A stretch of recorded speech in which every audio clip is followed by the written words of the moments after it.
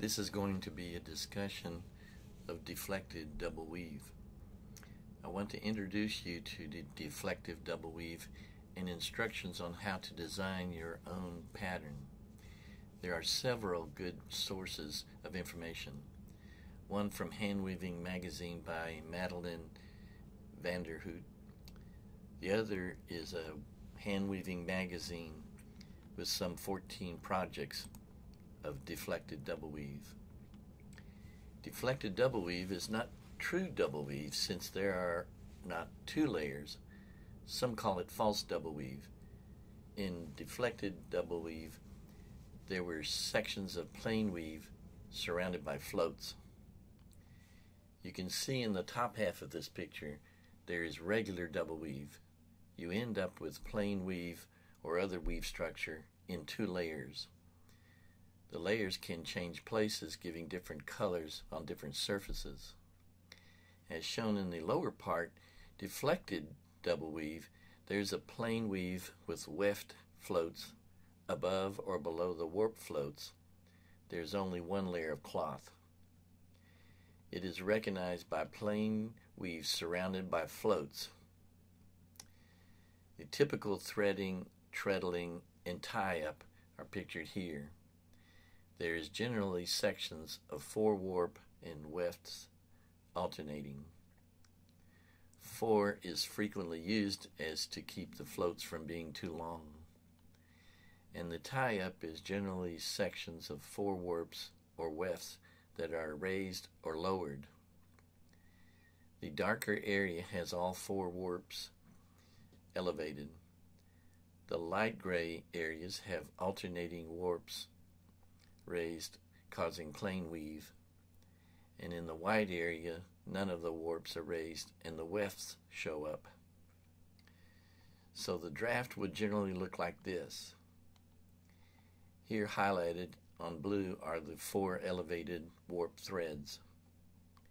So here's the pattern without the numbers on the tie-ups, and the dark areas are the warps raised. It does not matter what sequence as long as you have 1 in each column and 1 in each row. Here are 4 different examples of patterns on the tie-up. The red boxes are the 4 warps that are raised. There has to be plain weave above and below them. There are exceptions that we will mention later. So here's a picture of a typical deflected double weave. The pattern is created with light and dark squares. If we look at how the pattern is created, we will examine one row. The light gray area with plain weave takes on the colors of the warp and weft. In this case, both blue and the area of the plain weave is solid blue. Then when the 4 warps that are lifted, as with the dark gray box, that section of cloth with warp floats take on the color of those warps, which is light in color. Here's another plain weave which ends up dark because of the color of the warps and weft. And here the warps are not lifted and the weft travel over the warps. That area then takes on the color of those weft threads.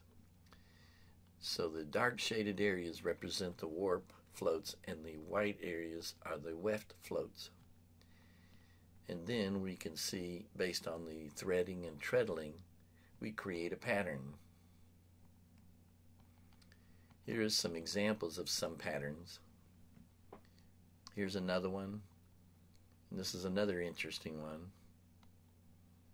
Here's another one there, and another one still. In this one we can create many different colors and patterns. Example of these, several in this cloth. The floats can get quite long if we vary the size of the plain weave sections. Most of the time patterns are based on 4 floats, but we can use larger or smaller areas of plain weave and have longer or shorter floats. Here's another pattern with different colors, and here's another one. And this cloth has very long floats. Here's a pattern that is created with deflected double weave, but the back side can be totally different as shown here. Here's an example of the front and the back of this cloth. Here's another example of front and back of the cloth.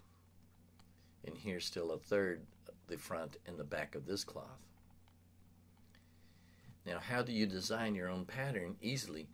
We are going to use blocks. What looks like a 4-shaft pattern here is really those blocks. The blocks in the tie-up represent those 4 dark gray areas representing the raised warps. And the 4 warps, or the wefts, in the treadling area then become one solid block instead of the 4 alternating yarns.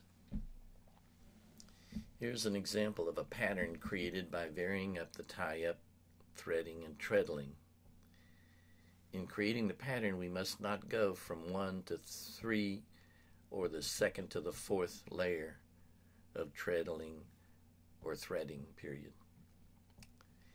Here's a created pattern, and we are now going to convert it back to a usable draft.